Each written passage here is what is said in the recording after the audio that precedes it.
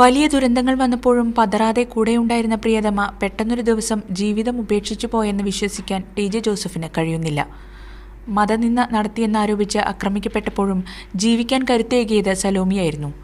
Newman college മാനേജ്മെന്റിന്റെ മനുഷ്യത്വവിരുദ്ധ നടപടിയിൽ ഏറെ ദുഃഖിതയായിരുന്നു സലോമിയെന്ന് പ്രൊഫസർ ടി.ജെ. ജോസഫ് പറഞ്ഞു.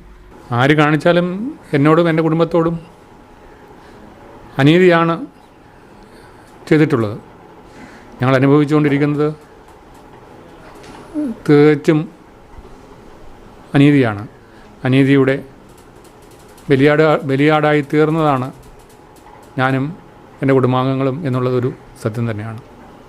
2010 ജൂലൈ 4 പള്ളിയിൽ നിന്ന് മടങ്ങുകയായിരുന്ന ടി.ജെ. ജോസഫിനെ ഒരു സംഘം ആളുകൾ ആക്രമിച്ചത്.